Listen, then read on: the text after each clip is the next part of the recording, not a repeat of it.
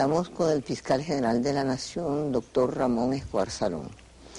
Yo no creo que solamente por el altísimo cargo que tiene, sino por el intelectual que es y por el venezolano integral que ha sido a lo largo de su vida, desde ser el diputado más joven hasta llegar a la Fiscalía General de la República, donde este cargo empieza a tomar, y no solamente empieza, sino toma todo el peso que en los países democráticos debe tener el fiscal. Ahora, la mujer de Putifar no solamente tiene que ser honesta, sino demostrarlo. La conversación hoy con el doctor Escobar es sumamente importante porque a lo largo de todos sus años de fiscalía ha venido diciendo una serie de cosas que la gente hoy puede revertirlas y situarlo entre esos intelectuales por ser él uno de los intelectuales más destacados, como de cierta manera un filósofo que podía apoyar los eventos del 27 de febrero. El 27 de noviembre. De noviembre, perdón. Yo me encontraba en Nueva York, viniendo de Boston, donde tenía una cita médica de mi señora desde hacía más de un mes prevista, porque en los Estados Unidos hay que pedir eso con mucha anticipación.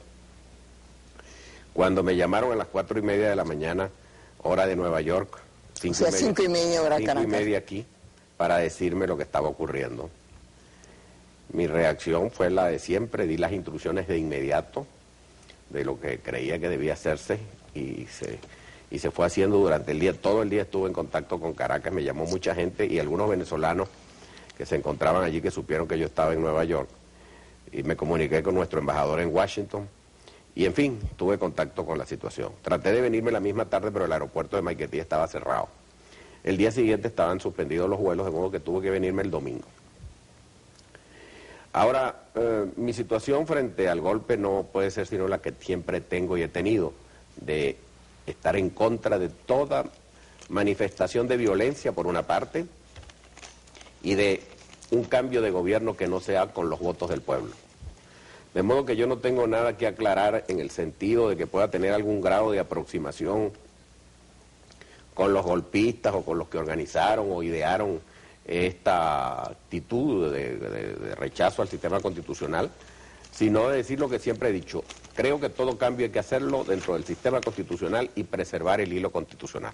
De modo que a mí nadie me puede indicar de ninguna sospecha en cuanto a que yo pueda hacer o tener algún contacto con el golpe o con los golpistas. Y los que puedan querer decir eso no pueden demostrarlo y además no tienen ninguna base.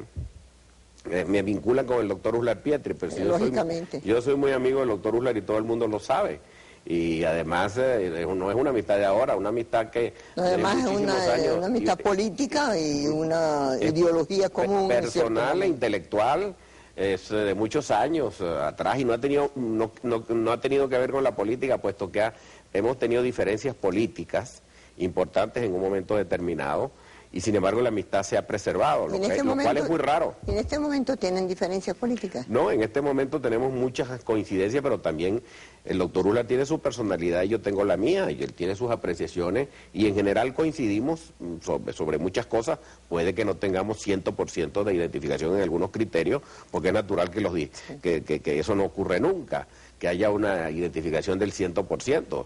Pero en general, en términos fundamentales, hemos estado siempre de acuerdo en la manera de entender la vida venezolana, la cultura venezolana. En fin, yo tengo frente a Uslar una actitud no solo de gran respeto, sino de gran afecto, y eso lo sabe todo el país. De modo que no tengo nada que ocultar. El día siguiente que llegué, el domingo llegué y estuve muy ocupado todo el día hasta la noche, porque del aeropuerto salía a la fiscalía. El día siguiente a las 9 de la mañana estaba en su casa, como lo hago siempre. Yo entro a su casa a la hora que yo quiera. Bueno, eso no significa nada. Por ejemplo, el ministro Piñero Ordaz dice que posición de algunos intelectuales, y sin duda uno de los más activos y de los más importantes en nuestro país eres tú, y dice político estimuló reincidencia. En ese mismo periódico y ese mismo día, tú dices que no puede haber elecciones si no se suspenden si no se restituyen las garantías. Pero tú fuiste diputado con Leoni, el diputado más joven, en un momento cuando había... No, perdón, cuando yo fui diputado, el más joven no fue cuando Leoni. Bueno, cuando... Ya tenía unos cuantos años. Pero sí. fíjate, esto salió por ahí, y lo dijo por ahí según me dijeron, un diputado medio folclórico, que es muy representativo, por cierto, ese diputado de lo que es el sistema político venezolano y del tipo de subcultura que hay en ciertos medios políticos. Según parece ese diputado, yo no sé si lo dijo o no lo dijo, pero me contaron, que decía que bueno, que yo había sido electo en una ocasión con las garantías suspendidas. Pero entonces, fíjate a dónde nos lleva esa pregunta tan pintoresca, no de tu parte, sino de parte de mi parte. Esa observación. El doctor Raúl Leoni, según esta versión, fue electo con algunas garantías suspendidas. Entonces, si se aplicara ese criterio a ese diputado, que según parece es de Acción Democrática, entonces tendríamos que borrar 5 años de la historia de Venezuela. Y tendríamos que ignorar que el doctor Leoni fue presidente de la República, porque no solamente fui yo electo ese día como diputado por el Distrito Federal, sino además fueron electos, bueno, una cantidad de diputados y senadores que han sido personajes en la vida venezolana. El actual presidente de la República fue electo ese día diputado por el Estado Táchira, de tal manera pues que lo que me pudiera afectar a mí, afectaría a todos. Pero otra cosa que voy a decir, yo mandé a verificar si era verdad que estaban suspendidas, porque yo no recuerdo si estaban suspendidas algunas garantías, porque eso fue durante el gobierno de Betancur. Exacto, que sí. Hubo una suspensión de garantías muy frecuente, y pudiera haber sido que hubieran estado suspendidas las garantías, pero eso es absolutamente infantil, ese comentario. Bueno, perdóname que te diga, perdóname que te interrumpa. Ocurre lo siguiente, es absolutamente infantil por lo siguiente. Vamos a suponer que todo sea así, que yo haya sido electo con las garantías suspendidas. El doctor Leoni fue electo presidente de la República con las garantías suspendidas. ¿Qué pasa con eso? Las condiciones del año 63 no son las mismas de ahora. Bueno, y el año 60 y bueno, 63 había condiciones muy distintas. Las leyes son las leyes. No, pero perdón, es distinta. La suspensión de garantías es una decisión que toma el Poder Ejecutivo de acuerdo con determinadas circunstancias. No es algo así que se aplica mecánicamente a una situación a otra. Eso está previsto en la Constitución, y mi posición es la siguiente. Primero, yo soy el fiscal general de la República y yo puedo emitir esa opinión, y a mí nadie me puede interferir en eso. Eso de que me hayan amenazado por ahí, otra amenaza ridícula, una interferencia inadmisible y vulgar. Aquí la tengo yo. Que el Congreso puede... Que eso no puede hacerlo ese diputado. Primero, ese diputado que ha dicho eso, primero no se sabe en nombre de quién habla, si habla en nombre de Acción Democrática, si habla en nombre del Congreso, de una comisión o de una subcomisión del Congreso. Eso habría que establecerlo. Es un señor que creo que es el mismo, cuyo nombre ahora no recuerdo cómo se llama, de eso. que dijo hace unos años, así como un año, que iba a traer 100,000 firmas para pedirme a mí la renuncia. Después las devaluó y dijo que iban a ser 50,000, cosas que ahora son 5,000. Me entristeció mucho porque me devaluó 50,000 firmas de un día para otro, lo cual me frustró. Pero bueno, y ahora dice eso. Resulta que es una interferencia vulgar en las actuaciones del fiscal general de la República, porque yo constitucionalmente tengo la facultad.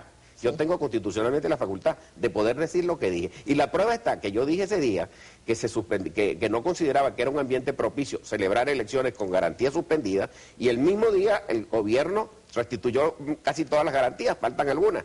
De tal manera que tenía o no tenía razón yo. ¿Es el fiscal quien restituyó las garantías? No, el presidente de la República en Consejo de Ministros. Pero si hubiera sido un disparate lo que yo dije, el presidente de la República seguramente que no hubiera querido acompañarme en ese disparate, porque el presidente tiene derecho a cometer sus disparates separados de mí, no tiene por qué hacer lo que yo le indique, ni mucho menos. Ahora, el hecho de que yo haya propuesto que se restituyeran las garantías y el gobierno lo haya hecho el mismo día, es una coincidencia. Yo no voy a decir que el gobierno lo hizo porque yo lo propuse. No voy pero el hecho de que lo hizo. ¿No sería deshonroso para el gobierno ir al fiscal? Yo creo que es por lo contrario. Sería al contrario muy ejemplar. Pero no le gustaría a mucha gente del gobierno, que tiene una sensibilidad muy poco dada a la acústica democrática, reconocer que fue por influencia del fiscal. Eso sería demasiado para el ego de ciertos personajes. Mi muy respetado fiscal, es lo que la gente dice, que si el fiscal general de la República, que no es simplemente nombrado así, sino que ha demostrado que la Fiscalía ha tomado un peso durante todos los días, porque es un hombre de comunicación, que escribe, que va a la radio, a la televisión, que da declaraciones, dice que esto es horrendo, que esto es corrupto, que esto no puede seguir. Caramba, la gente se siente como animada a decir, caramba, si gente tan culta, realmente tan honesta dicen eso, ¿por qué nosotros, que somos los que podemos en cierta manera mejorar a nuestro país, porque vamos a darle la duda de que todo lo que se haga en nombre de Venezuela sea para mejorarla. Supongamos, vamos a hacer usted que es intelectual puede hacer todo juego de hipótesis intelectual. En cierta manera, ¿no se siente usted como si dijera todos los días, usted que ha vivido tanto en Francia sabe el método Qua, y también sabe lo que decía Goebbels, que una mentira repetida todos los días se convierte en una verdad? Entonces, a fuerza de tanto decirlo, un hombre tan ilustre como el fiscal lo dice, un hombre tan importante como el doctor Úrsula lo dice, personas que hoy día ya los militares de hoy día no son los militares de antes, el fiscal lo sabe. Dice, caramba, si ellos lo dicen, nosotros lo hacemos. Ellos no lo pueden hacer. Y a lo mejor entonces el fiscal puede convertirse en el jefe de una junta cívico-militar como Fujimori, mutatis mutandi. Primero hay que analizar lo siguiente. Si lo que dice el doctor Uller Pietri o lo que dice el doctor Escobar o el doctor Caldera o cualquier otro venezolano muy ilustre y muy respetado venezolano, es verdad o mentira. Eso es lo que hay primero que saber. Si distinguidos venezolanos dicen, o distintos sectores del país, políticos, económicos, intelectuales, profesionales, etcétera, dicen que la situación de Venezuela es crítica por la crisis moral, por la crisis política, por la económica, por la inseguridad personal, porque no hay agua en casi gran parte del país, porque la mayor parte de los venezolanos no tienen agua, la lista es larga, los servicios públicos, etcétera, la inseguridad personal, etcétera. Bueno, si dicen eso y fuera mentira, ¿tú crees que nos acompañarían los venezolanos civiles o militares? Nadie acompañaría esas palabras, ya fueran civiles o militares. Bueno, demostraron que no lo siguieron, lo siguió un grupo muy pequeño y el pueblo venezolano dijo no. El pueblo venezolano desde hace muchos años está inclinado por la democracia y lo revelan determinadas encuestas. Hay una serie de libros publicados por politólogos norteamericanos que demuestran que desde los años 70 para acá hay una inclinación progresiva en favor de la democracia. Esas son encuestas que están publicadas. De modo que no es nueva esa inclinación. El pueblo venezolano esta vez... Pero es hermosa. Es hermosa y necesaria. Yo estoy de acuerdo además con esa tendencia y me incluyo dentro de esa tendencia. Pero esa es una tendencia que ya se sabía que existía en Venezuela, la tendencia a que predomine el sistema democrático. El pueblo no salió a la calle a acompañar al golpe, tampoco salió a defender al gobierno, hay que saberlo bien claro. El pueblo todavía no tenemos encuestas. Yo creo que ambas hipótesis podrían ser aceptadas o una mezcla de ambas. Estuvo pasivamente en su casa, con temor, se hizo lo que no se había hecho nunca, de una violencia. Muy perplejo ante la violencia. Yo condeno los hechos de violencia y le he puesto el Ministerio Público a la orden. Visitó el Canal 8. Canal 8. Los hechos de violencia que se cometieron las víctimas tienen derecho a reclamar, hay actos de sangriento, sumamente sangrientos que son repudiables de todo punto de vista moral y humano. De tal manera que si alguna cosa me conmovió a mí pues fue cuando llegué y vi las tomas y las imágenes del Canal 8, fui personalmente allá. En fin, todo eso lo repudia el pueblo venezolano, eso es un hecho concreto. Claro. Y también es un hecho concreto que el pueblo venezolano quiere la democracia, que no quiere una dictadura, que no quiere un golpe de Estado, eso es claro, pero tampoco quiere la corrupción, tampoco quiere la democracia ineficiente, tampoco quiere el abuso del poder, pero por supuesto que no. Tampoco quiere el mal ejemplo desde las más altas cumbres del poder, eso lo repudia el pueblo venezolano, igualmente que repudia un golpe de Estado.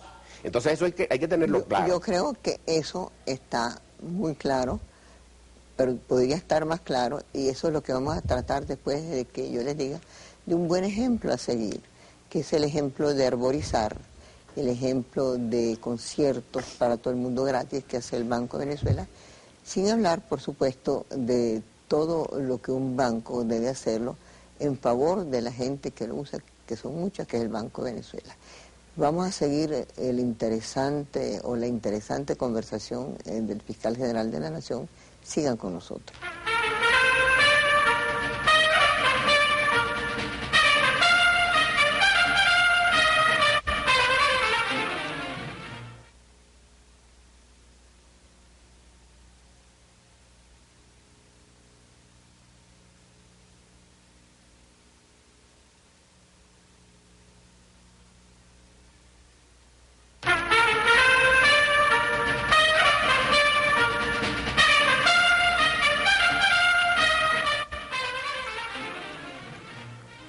Yo creo que cuando se tiene, además digamos, de ese ente que es el fiscal general de la Nación, inclusive ante los cuales algunos cobardes que saben hacer malas acciones solo, pero piden la ayuda del fiscal cuando se ven chiquitos. Está bien, porque para eso es la fiscalía, para proteger al que no tiene protección. Pero sería injusto no hablar de no lo que ha pasado, porque eso es agua regada. Yo creo que es el momento de hablar de lo que debemos hacer y de cómo debemos proyectarnos. Estamos al comienzo de un siglo nuevo. Venezuela, por fortuna y por desgracia, está llena de jóvenes.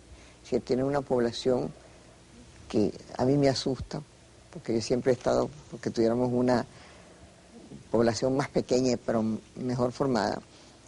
Dicen que el siglo XXI lo dice nada menos que Bernard-Henri Lévy, que dice en su último libro, Le Jugement Dernier, el juicio final, que el mundo será espantoso.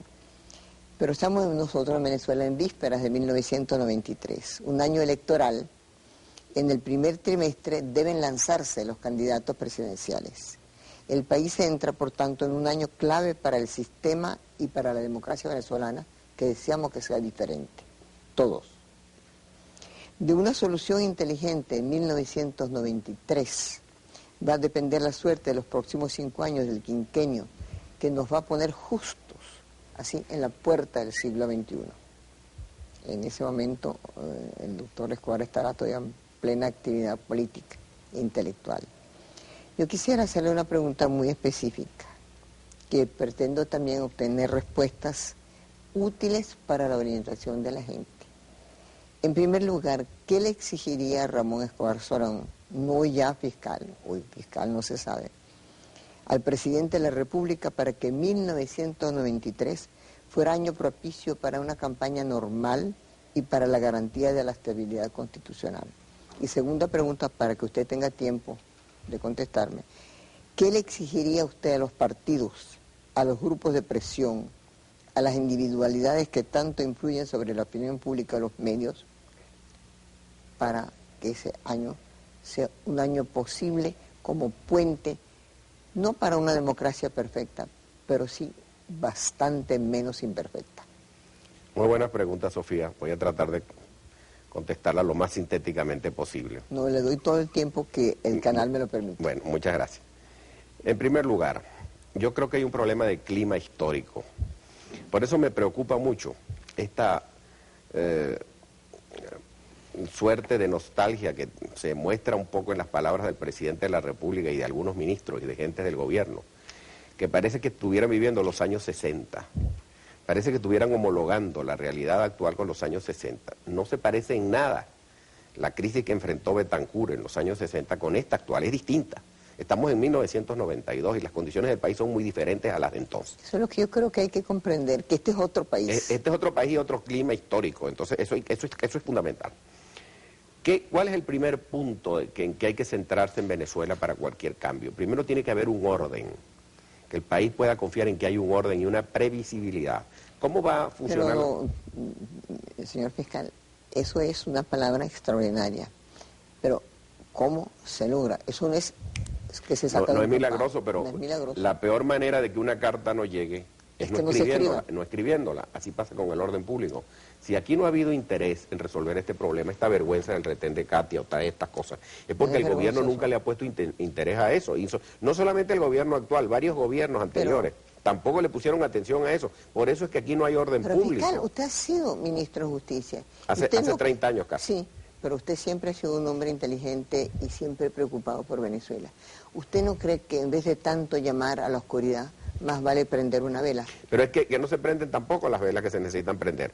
Aquí hay una crisis de iluminación cultural, histórica. Uno de los problemas que tiene el país es la mediocridad que ha predominado, porque los partidos políticos, en lugar de pedirle a la gente la calificación para las funciones públicas, lo que le han pedido es un carné. Entonces eso es una de las cosas que ha deteriorado el país, la descalificación de los funcionarios. Durante muchos años usted tuvo carné. No, yo no, durante muchos años no. El hecho de que yo haya tenido carnet no quiere decir que esto... Eso no es malo. Que ese argumento que era joven, creyó en un partido... pero es que eso no invalida el argumento. El hecho de que yo tenga o no tenga carnet, no es el problema de si yo lo tengo o no lo tengo, sino si eso ha sucedido o no ha sucedido en el país, y si eso es lo que ha influido o no ha influido en la situación venezolana. Claro que sí. El triunfo de la mediocridad en el país, la baja del nivel de exigencias, se debe en gran parte a que lo único que se ha pedido es el carnet partidista. Ayer, por ejemplo, triunfó la plancha del Colegio de Abogados en el Distrito Federal, el doctor Duque Corredor, un profesional distinguido, muy importante. Bueno, los colegios profesionales de abogados o de médicos, en lugar de estar en manos de activistas políticos, tienen que ser representados por calificados médicos o abogados o ingenieros, en fin, profesionales del ramo correspondiente. Pero tampoco el país ha descendido tanto, porque nunca la Fiscalía ha tenido el peso que tiene ahora. De manera que si el pueblo venezolano, y vamos a esperar que no lo solucione nunca el fiscal actual ni el que venga, es porque sabe que hoy día tiene que reclamar ciertos derechos. Eso, supongamos que lo enseñó usted. Quiere decir que no es tan mediocre ni el pueblo venezolano ni muchos de sus dirigentes. No, por supuesto, si aquí hay recursos humanos. Bueno. Y la prueba está que uno encuentra gente joven o de distintas edades, de distintas generaciones, que tienen unas calidades, pero esa gente no es llamada con frecuencia, y cuando son llamadas a ocupar funciones públicas, las mediatizan mediante controles políticos. ¿Quién le llamó a usted, a un hombre que estuvo hablando en calidad de cuando usted estaba en Nueva York, que es Cheito Herrera, José Antonio Herrera? Es una generación nueva, pero está en Venezuela, está interesado en Venezuela, es una Venezuela nueva que habla un lenguaje perfectamente y entonces es lo que estoy diciendo. Hay una generación nueva de hombres de 40 años y de menos edad, de mujeres y hombres que han estudiado dentro o fuera del país y que tienen unas capacidades y unas opciones para dirigir el país, pero que son subestimadas porque la única credencial que se ha pedido en Venezuela es la credencial política, y ahí está una de las raíces fundamentales del mal.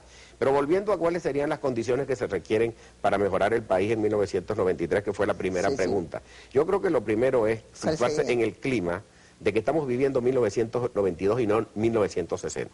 Ese es un punto. En segundo lugar, me preocupa mucho que el presidente de la República, en lugar de reaccionar después del golpe como un estadista, como un hombre que convoca a la unidad nacional y a la conciliación, ha reaccionado con una tremenda agresividad.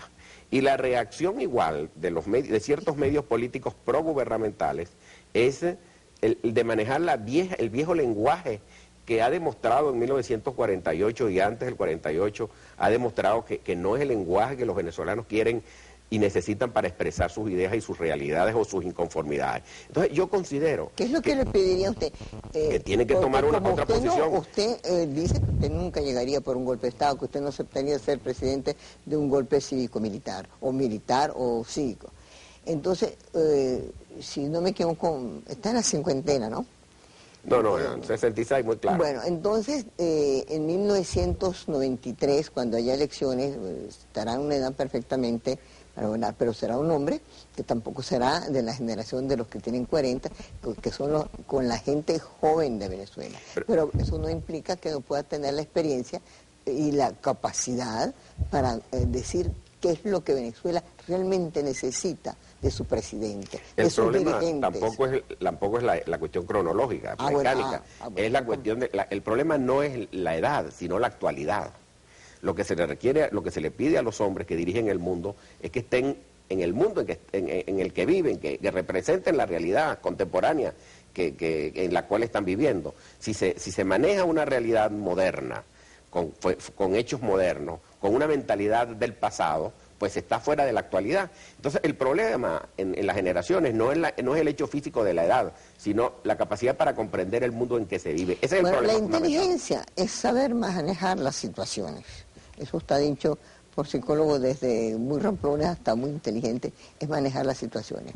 La gente estuvo muy asustada cuando el fiscal, mutatis mutandi otra vez, al no decir que no podía haber elecciones si no hay garantías restituidas, en cierta manera coincidía con aquellos que no deseaban que hubiera elecciones. Y yo supongo que lo que tiene que decir muy claro el fiscal general de la Nación hoy, que estamos casi en vivo y en directo, de decir que eso no es así, que solamente con los votos y no con las balas. Estoy claro en decirlo. Hoy estuve en el Consejo Supremo Electoral.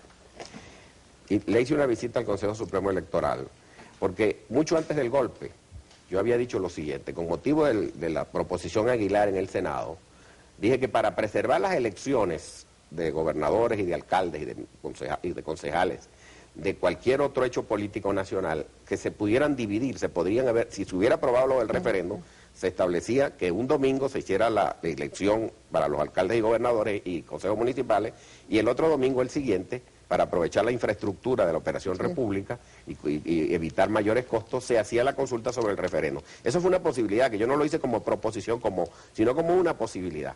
O sea que con eso yo he demostrado, mucho antes del golpe, que yo he tenido interés en las elecciones. Yo no soy enemigo de las elecciones, hoy estuve en el Consejo Supremo Electoral y una vez que el gobierno restituyó las garantías, las principales garantías, todavía faltan algunas y yo creo que las debe restituir todas. Muy claro quiero decir esto. Yo creo que el gobierno antes del 6 del próximo domingo debe restituir todas las garantías, pues no veo razones para que mantenga. Tengo la impresión de que va a ser así. Ojalá que sea así y yo creo que debe ser así, pero en todo caso, cuando yo dije eso tenía razón de decirlo. La prueba está que el gobierno el mismo día restituyó las garantías. Entonces, ¿qué quiere decir eso? ¿Qué es lo que quiere dar a entender con eso? ¿Que yo estoy en contra de las elecciones? No, no puedo estarlo, porque si alguien ha predicado en Venezuela la necesidad de las elecciones, he sido yo. La otra pregunta que por supuesto todo el mundo se hace es si usted está de acuerdo que la manera menos dolorosa para el país, menos sangrienta, menos costosa en todos los sentidos, es que, no estoy hablando yo, estoy haciendo una pregunta que me han hecho que le haga, que el presidente termine su periodo constitucional. También lo he dicho, yo considero que el hilo constitucional hay que preservarlo. Nunca me he querido pronunciar en favor de la renuncia del presidente ni de la revocatoria del mandato. Nunca me he metido en eso porque me parece que como fiscal no debo hacerlo. Siempre he sostenido... Pero como venezolano, usted... No, es que yo no puedo separarme mis funciones como fiscal y como venezolano. Yo lo que digo es lo siguiente. Usted es un venezolano fiscal. La respuesta a la crisis venezolana tiene que ser dentro del sistema constitucional. No puede ser mediante un golpe de Estado, ni mediante una insurrección popular, ni mediante una guerra civil. Eso no tengo yo que repetirlo ahora, Sofía, lo he dicho. Lo repito con mucho gusto cuantas veces sea necesario y desde luego tengo para mí mucho placer en hacerlo en este programa. Me honra hacerlo en este programa. Pero quiero decir que es para mí simplemente repetirme. Pero esta gente que hace la guerra sucia... Pero usted se repite en todo lo que dijo durante tantos años. Por supuesto. Que lo hemos oído siempre. Y realmente no es que no en muchas cosas no lo sigamos, porque todos deseamos una Venezuela mejor. Pero lo que nosotros quisiéramos oír es de fiscal, como decía, no decir tanto la oscuridad, sino darnos la vela, es decir, ¿qué es lo que le vamos a pedir al presidente en 1993? Usted me va a permitir una cosa de lo cual estoy muy orgullosa de decir, que no es una manía mía, pero si fuera una manía de todos los venezolanos, fuéramos un país mejor, que es la puntualidad. Yo por eso uso un reloj, y les voy a decir algo más, lo único que me parezco, creo yo, a Fidel Castro, que dicen que usa 2 o 3, pero no las cumple. En cambio, con el Omega Constellation se llega a la hora. Es muy importante ser puntual en lo que se dice, puntual como ciudadano. Y un reloj, que es uno de los inventos más antiguos del mundo, y en el caso de Omega, tiene 150 años en Venezuela, y además es bellísimo. Vamos a Máster y vamos a seguir oyendo al fiscal general de la Nación.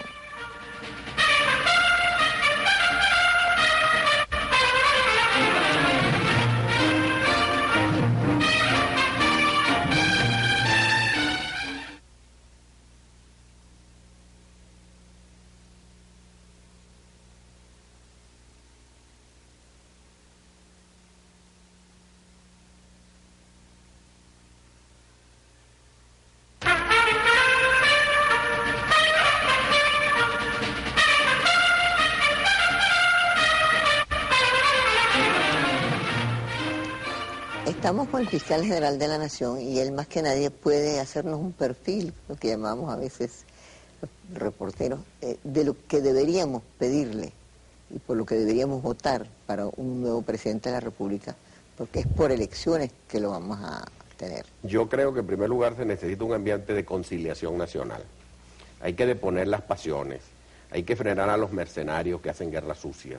Hay que poner las cosas en un nivel más alto de moral pública, hay que tener un estilo de más calidad intelectual y moral. ha descendido demasiado la política en Venezuela. Era mejor en el pasado.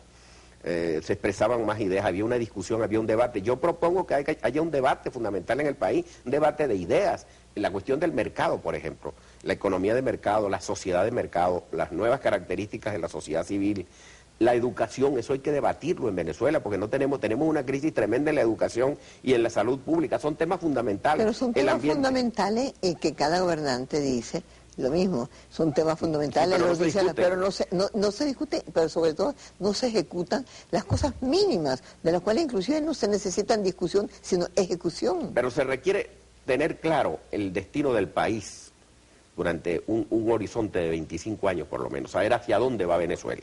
En este momento las nuevas generaciones del país, la gente joven, tiene una crisis fundamental de esperanza, porque no saben hacia dónde va el país. Entonces es necesario decirle a Venezuela hacia dónde quiere ir y hacia dónde puede ir como país.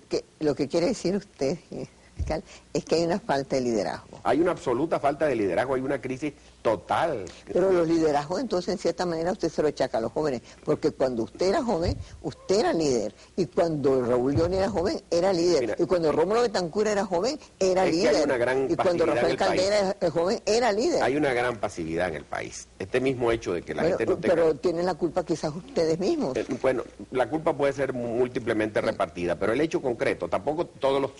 Eso de que todos son culpables, eso no es verdad tampoco. Eso lo dicen son los pícaros para taparse y alguna gente respetable también lo dice, pero de una manera... No, yo no creo que todos somos culpables. O todos somos corruptos, o todos somos... No es verdad, eso yo no acepto eso. Yo tampoco. Yo considero que eso no es cierto. Por eso digo que los pícaros dicen todos somos culpables para ellos situarse en esa lista de la Es que Fuente Ovejuna no funciona siempre. Sí, pero el punto central es que el pueblo venezolano ha tenido una gran apatía y ha tolerado durante años una serie de hechos irregulares en la conducta y en el comportamiento del poder. Y esa es una de las causas por las cuales estamos en esta situación. Lo importante ahora es que la gente reviva. ¿Y cómo puede revivir la gente? Mediante el voto democrático. Es mediante el voto. Si por ejemplo, la gente no va a votar... ¿Qué ofertas que no sean palabras, sino que se sepa que se van a convertir en hechos, se le va a pedir? Es la tercera vez que le pregunto, fiscal, al presidente de la República? Como las cosas no se pueden corregir... ¿Al presidente, al actual o al futuro? Al actual lo que se le podría pedir es prudencia. Al actual se le puede pedir mucho, se le puede pedir prudencia y se le puede pedir que oiga un poco, pero además se le puede pedir que actúe como un hombre de conciliación y no de guerra. Yo, sin ánimo ninguno de hostilidad frente al presidente de la República, porque no lo tengo, más bien he tratado de colaborar con él. La gente dice que lo oculta muy bien, fiscal. No, yo no tengo hostilidad. Si tuviera hostilidad, yo tendría otro estilo de comportamiento con relación al presidente. Al contrario, trato con todo respeto al presidente de la República. Lo que pasa es que yo considero que el presidente tiene que ser el eje de la conciliación nacional. No puede colocarse en un bando de la guerra. Y además yo creo que hay gente que habla en su nombre que le hace mucho daño al presidente de la República. Agreden a las personas, manejan la guerra sucia. ¿Quiénes son? Yo no voy a nombrar personas porque algunas no merecen que se nombre. Pero creo que uno de los factores que ha degradado mucho la controversia ideológica en Venezuela es el tipo de estilo que se ha venido imponiendo en la política venezolana. Yo creo que el presidente debe desautorizar a las personas que con el ánimo de defenderlo a él... Eso cuando se dice no me defiendas, amigo. Exacto. El presidente en eso puede... Yo se lo he dicho personalmente a él en una ocasión, se lo dije.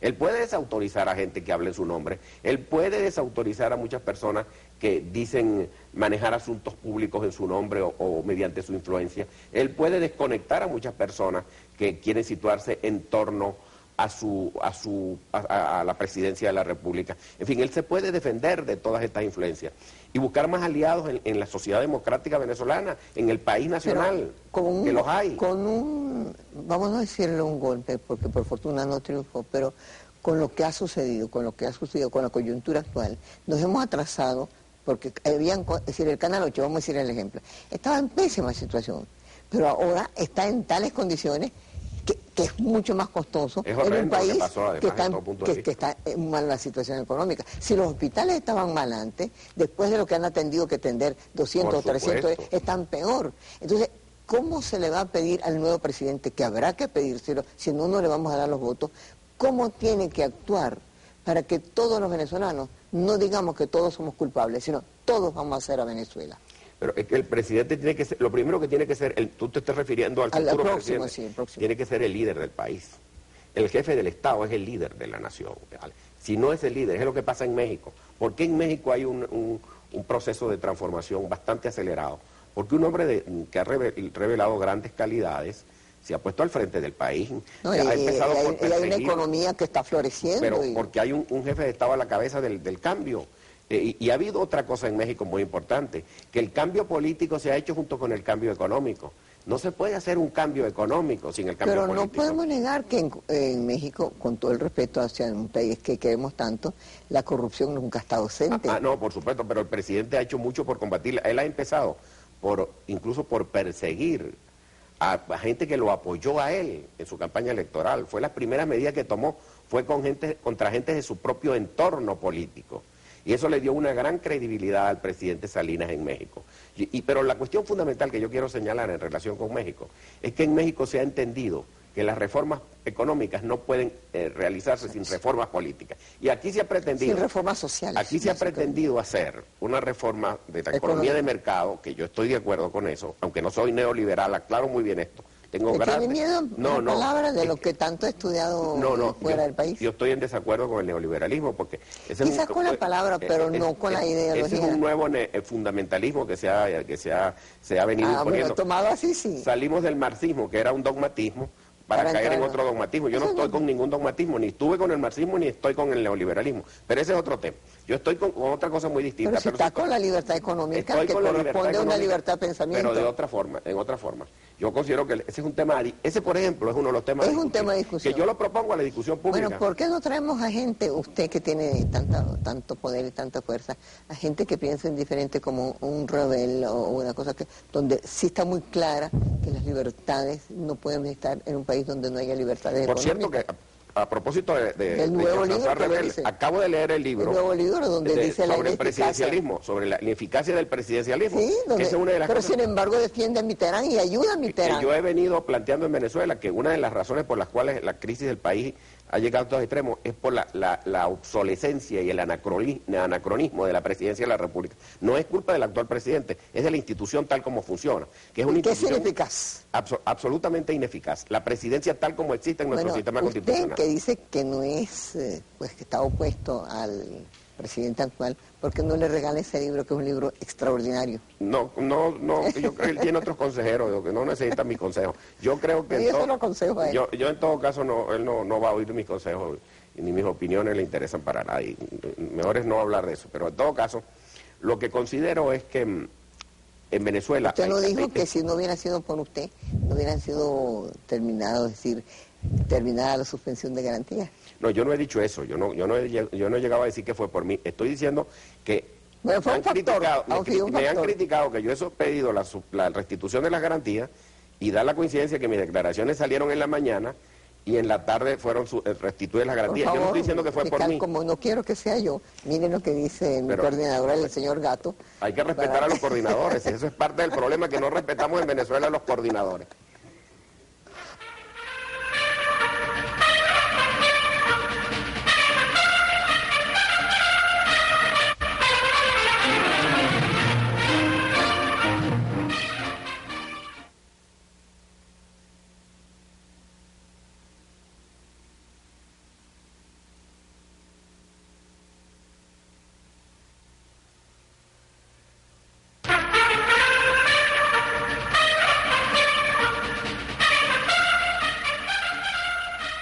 El fiscal estaba diciendo una gran verdad, quizás una gran verdad más, que aquí no se discuten las ideas y no se pueden discutir ideas sin leer y sin pensar. El Banco Latino tiene una campaña para realmente favorecer a la lectura. En Francia hay una cosa que en estos momentos es muy buena, que se llama el furor de leer, ese furor de leer, porque salen libros en España se está leyendo mucho. El Banco Latino está fomentando, publicando libros y todo. El Banco Latino hace esa campaña a favor de la lectura. Al fiscal, entre las otras cosas, se le dice que él fue defensor del 27 de febrero, que el 27 de febrero se logró que se hicieran juicios rápidos, que se evitara derrames de sangre, como si hubiera dos venezolanos, los venezolanos del 27 de febrero y esos venezolanos que no tienen nombre y que fueron avaliados vilmente y que hasta ahora pues nadie habla de ellos, ahora el 27 de noviembre. No es cierto, completamente incierto. Esa es una, yo comprendo que me pregunte, que esté entre las preguntas posibles porque es cosa que la dicen con frecuencia algunos líderes políticos. Eso no lo dice la opinión pública, lo dicen algunos. Mi credibilidad en la opinión pública es muy alta, como lo revelan las encuestas. Donde yo tengo problemas en ciertos medios políticos muy celosos de que quieren que yo proceda de otra manera. Pero concretamente, en la Fiscalía se ha tratado celoso por la presidencia, a todos los ciudadanos se tratan igual en la Fiscalía, porque la Fiscalía es parte de buena fe, eso es un punto. Ahora va gente a veces con presiones y que quieren que uno haga lo que ellos quieren que uno haga. Cuando se les dice que no, eso no es fiscalía. Entonces cuando se les dice que no, entonces se molestan y salen a atacar a decir que uno. Y empiezan, esa es parte de las presiones que uno tiene en estas funciones públicas.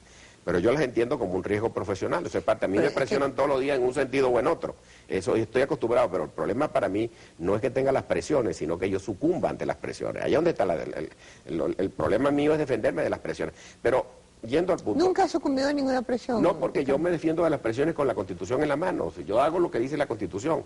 Y dije una vez, me monto sobre el lomo de la Constitución y de ahí no me bajo. Ahora, el 27 de febrero no estaba yo en Venezuela, estaba en embajador en Francia. El 4 de febrero, creo que es a eso la referencia a la pregunta. El 4 de febrero se trató a las víctimas. Chávez, a las víctimas. Pero a todo el mundo de la misma manera. Pero con una alfombra. No, como se los debe tratar a los prisioneros. Y los prisioneros incluso en las guerras. Pero que yo sepa, en la planta no los tratan así. Pero ese no es tratamiento que les da la Fiscalía. El padre Olazo y los directores de Derechos Humanos, los funcionarios de la Dirección de Derechos Humanos. Estos días hubo cerca de 30 muertos. Están allá los fiscales. Y caen como perros y nadie los defiende. No, pero eso no es verdad. Eso lo han dicho una gentecilla del mundo político que dicen que yo... Usted los ha visto, usted ha visto No, eso que dicen, que los fiscales no van a la... No es cierto. Yo tengo el récord de visitas y lo puedo publicar. Además está en el informe anual al Congreso. El récord de visitas de la Dirección de Derechos Humanos, las visitas al retén de Katia. Hemos pedido incluso que hace tiempo que se clausure ese antro. Bueno, las visitas a todas las cárceles de Venezuela. ¿Qué pasa en las cárceles, entre otras cosas? Que hay que hacer una reclasificación porque meten juntos al que ha cometido una pequeña falta, lo meten junto con el que ha cometido un gran delito. se gradúa en PhD de delincuencia. Pero eso no es responsabilidad de la Fiscalía, sino del Gobierno Nacional. La Fiscalía ha venido señalando esos hechos. No es verdad que tratemos mejor al comandante Chávez que a los demás presos comunes. Los hemos tratado como venezolanos, tanto al comandante Chávez y sus compañeros como a los presos comunes, porque nuestro deber es tratarlos bien a todos. ¿Usted cree que un hombre que trata de dar un golpe contra la democracia como usted debe seguirse llamando comandante? Bueno, mientras no te he dado de baja, él es comandante. Y además el Código de Justicia Militar tiene unos procedimientos, y si estamos respetando la legalidad debe respetarse el Código de Justicia Militar. Yo lo pregunto porque como yo no sé nada de eso. No, él es comandante, él es un oficial activo de las Fuerzas Armadas, del Ejército. Bueno, de tal manera, y lo mismo el comandante Arias y los demás que están allí, o algunos de los que están allí. Bueno, ahora, eso no es verdad. Yo estoy y defiendo la capacidad del venezolano para votar y decidir con el voto. Y voy a decir lo siguiente. Voy a citar al presidente del Consejo Supremo Electoral, quien ha dicho algo muy importante, que se puede votar en blanco, es una opción que tienen los venezolanos. Los venezolanos en las próximas elecciones pueden votar como quieran, por un partido, por otro, lo importante es que vayan a votar. Y pueden también votar en blanco si así lo deciden, si es que no les gusta ninguna de las fórmulas. De tal manera que eso es muy importante, porque lo más fundamental en este proceso es que la gente no se abstenga de ir. Porque cuando se abstienen, entonces se le da el poder político a las minorías. ¿Y quiénes son las minorías? Los que manejan las maquinarias políticas. Que si con el 10% del electorado se puede elegir a un alcalde o a un gobernador, quiere decir que los que están mandando en Venezuela son una minoría, que con el 10% pueden elegir a los gobernadores o a los alcaldes o a los diputados, a los que sea, a los concejales. Bueno, en este proceso electoral hay muchas fallas. Por ejemplo, las juntas parroquiales. Yo considero que las juntas parroquiales no van a ser electas en la forma como está prevista en la Ley Orgánica del Sufragio y como debería ser. Hay muchas imperfecciones. Pero yo invito a los venezolanos, aún con esas imperfecciones, a que vayan a votar. Y que voten por el que quieran votar, por el partido A o por el partido B o por el partido C o el D o el E o el F o el que sea. Hay muchos. Hay 1.350 tarjetas, creo, de 1.300... Qué galleta, ¿no? Es una cosa complicadísima. Hoy estuve, como acabo de decir, en el Consejo Supremo Electoral y me dieron una serie de explicaciones técnicas sobre el proceso, y es complicadísimo el proceso electoral en Venezuela. A esa ley hay que hacerle muchas reformas en el futuro, pero ese es otro problema. Pero lo importante ahora es que la gente se decida a votar, aunque en el acto de la votación exprese su inconformidad de la manera como le parezca. ¿Qué espera de las elecciones el fiscal? Yo creo que las elecciones son parte de la democracia. Es necesario acostumbrarse a lo que yo llamo la calistenia, la gimnasia de la democracia. ¿Sí? Elegir los alcaldes, elegir los gobernadores, elegir los funcionarios locales. Las juntas parroquiales tienen una gran importancia. Para mí el gobierno local es el gran cambio institucional del país. Lo que decíamos al comienzo. Sí, por ahí va a venir el gran cambio de Venezuela. El cambio fundamental del sistema político venezolano hay que hacerlo en la raíz, no en el penthouse arriba, sino abajo, en el piso histórico y social de la democracia, que es la parroquia. Aquí, lamentablemente, se abandonó la nomenclatura colonial, que era muy buena. La parroquia es para mí el elemento territorial más activo de la unidad política. Es el elemento vital por excelencia de la unidad político-territorial del país. Bueno, si por mí fuera, yo volvería incluso al cantón que existía en la Constitución de 1830. Es decir, que la gente se reúna en su unidad inmediata. Siente, la parroquia. Siente mucho más lo que está sucediendo. Sí. Si usted me permite, fiscal, yo voy a hacer un pequeño resumen de lo que yo creo haberlo oído. Si yo me equivoco, usted me corrige, porque ya me dijo el gato Montoya que estamos terminados. Y yo creo que es muy importante que ustedes sepan que en ningún momento el fiscal se ha opuesto a las elecciones, sino que ha llamado a votar. Que en ningún momento cree que la solución para Venezuela sea que se acorte el periodo presidencial, y que por supuesto que está contra todo golpe de Estado y que no admitiría ser jefe de ningún movimiento, ni cívico ni militar, para dirigirlo. Si estoy... ¿Puedo agregar algo? ¿Cómo no? Tenía yo 35, 34 años cuando hubo aquí una conspiración contra Betancourt, y por ahí me sacaron en esa ocasión como presidente, yo tenía 34 años, de una supuesta junta militar de gobierno.